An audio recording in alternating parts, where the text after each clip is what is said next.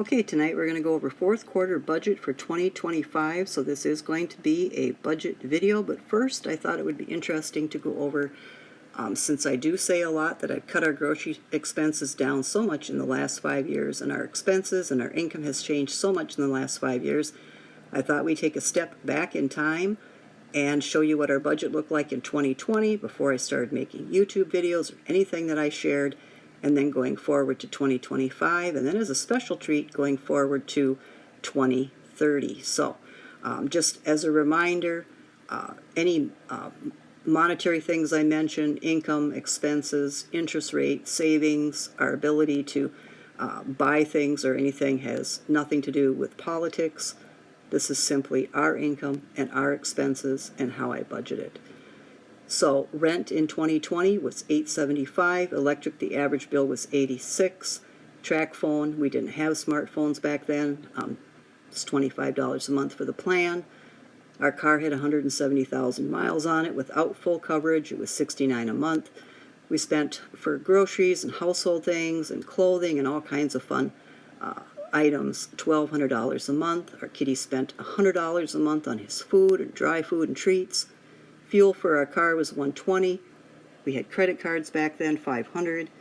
Student loan payments were $800, savings $300, and then we had a bunch of little funds, or I shouldn't say little, but a bunch of different funds that we put $500 or $50 a month in for the following year. So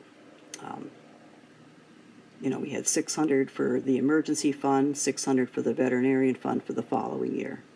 Christmas, our budget back then was $600 a month, entertaining, and then day trips, $600. We would go 2 or 3 different places, overnighters and stuff like that. So we haven't done that in years.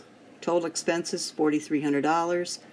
And then our income, minusing the taxes, the health insurance, the contributions to the 401k, $4,300. My husband contributed $2,800 with overtime, and he was also maxing contribution to his 401k, and I had part-time work and self-employment of $1,500, equaling $4,300 in expenses and $4,300 in income.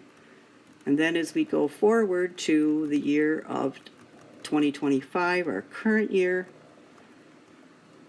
we go to the same apartment. It's $1,400, and our electric, and measuring kind of how electric has gone up, and it will go up as data centers come into the area. I'm sure you've read about it or heard about it. These data centers are coming, and even they say the electric bill is going to go up, so it's not hearsay. 900 kilowatt average hours back in 2020, and we've significantly tried to cut how much we use, unplug things, so 800 less kilowatt hours in 2025, and our bill is $137 as an average bill. I've had a smartphone for a couple of years. I just have the basic smartphone, so $69 for a smartphone. Car insurance, not full coverage still, same car, 220,000 miles, is $71. Our groceries went down to $350. As far as household and miscellaneous and other things, that's all purchased at other periods in time. It's not included in our monthly grocery bill any longer. I also hunt and peck around for those items, save for those items. Some of them come out of a tax return if we get that, out of eBay sales and so on. And so I just have $350 a month in our budget for food only. Our kitty is at $80. Fuel for the auto is at $60. We have savings account, sinking funds, one for a new vehicle and one for a down payment on a home and one for moving expenses. And then we have an emergency fund, and then I cash stuff $200 a month for things like emergency, or like a veterinarian budget, like a Christmas budget, like an entertaining budget, day trips, and so on and so forth. So we cash stuff, and then when that envelope is filled, a new year begins, and we can pay those expenses with the cash that's in the envelopes. So those total expenses in the year of 2025 come to $3,760. Take-home pay is $3,760 because I always balance my budget out, so what we make, we spend in a zero-based budget. My husband, with no overtime for years, makes $29.60, and he just matches the contribution now, so that's at 4%. And my average monthly income, because I've had a job and then I had a job loss and I had some unemployment and I have self-employment, averages out to be about $800 a month. So as far as what I've been able to accomplish in the 5 years, what I started at the beginning of the video and how much I've cut our expenses down, when we look upon rent has gone up 60% in a period of 5 years, same apartment, no upgrades. Our electric bill has gone up 59%. Groceries, the average was $3.50. Some months I spent a little bit more. Some months in this year I spent a little bit less. I was able to decrease our grocery bill by 70% in the last 5 years. Gabe's food decreased by 20%. The auto fuel, we stay home more, we get grocery deliveries more, has been decreased by 50%. And then our savings and sinking funds and such have increased by 298%. And our emergency fund, our emergency fund has increased by 300%. Looking ahead in the year of 2030, if we take the example of 60%, I don't know, by then I would assume and hope and pray we're in a home, so we'll have a mortgage payment, which may or may not be close to this.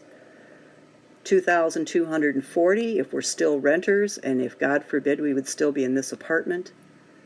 Electric at that point in time would be more than $217.83, going with the 59% increase if that's what happens.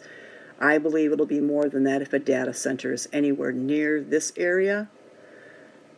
When we look at bills as far as car insurance, the national average is a 7% increase every year. So that's several years of 7% increases. Groceries, they on average increase 3%. As a reminder, grocery prices go up. The number one reason grocery prices go up if we take out any greed we may think is there, the number one reason grocery prices go up is supply and demand. And in the years to come, it will be the areas that our food grows in, or the conditions, relationships we have with the country that the food is in. I mean, that's just common sense. That's why the prices would either go up or go down. As far as fuel, on a daily, weekly, monthly, or yearly basis, when gas goes up, it goes up to about as high as 3%. When it goes down, it might come down as far as 3%. And again, that's supply and demand. So those are the prices. I didn't put in phone because I don't know what phones will be, or even if we'll have a phone. 5 years from now, I assume that we will. Groceries, you have to go with grocery prices have gone up just this year, depending on what you're looking at, but overall anywhere from 7% to 12%. Then some items you can drill down and take a look at, and they've gone up 100%, 200%. And I didn't put in any other numbers because I don't have an income number to work with to tell you how much I would save or emergency or cash stuffing. But yes, so going into the last quarter of this year, we're in October. And truth be told, I just don't know how much we'll spend on groceries. Right now I'm looking at not spending much of anything at all. I may do a refrigerator and a freezer challenge and get right down to the bottom of things to show you what we have, but we have plenty of meat, plenty of produce, plenty of things that I've preserved. The pantry is pretty stocked with the items that I use in day-to-day cooking. So besides just the basics, like we do consume milk on a regular basis, bread, bananas, and orange juice, and we do like fresh fruit and vegetables at least once a week. That's all I'm looking at for groceries. So I think this month will be a fairly small grocery bill. And then going into the month of November and December, that's when we look for turkeys to be on sale so I can get 1 or 2, hams to be on sale so I can get 1 or 2. So I like to kind of clean the freezer out so I have room for that. And that's when I start making meals that I can freeze, because when January starts, I will begin a new job. So I will be out of the house 3 days a week and home doing remote work 2 days a week. So then I will need to have some freezer meals and stuff like that ready for my husband to pop out of the freezer or refrigerator and cook himself, because I will not be getting home till after 6:30. So our budget, other than that, has not really changed. We're still, like I said, saving. So every month saving towards our home, our moving expenses, and we have looked at new automobiles. We're looking at 2 different kinds. I think it's called a Chevrolet Trax and a Subaru. Both with inventories that are fairly good right now. Both with mechanics in the area that actually service Subarus.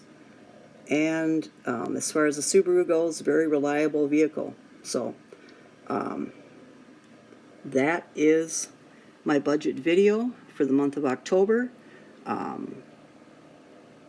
This year has just flown by, so I hope I'm not the only person that thinks that. It seems like just yesterday I was doing the first quarter budget, and here we are going towards the end. So I hope everyone's doing well.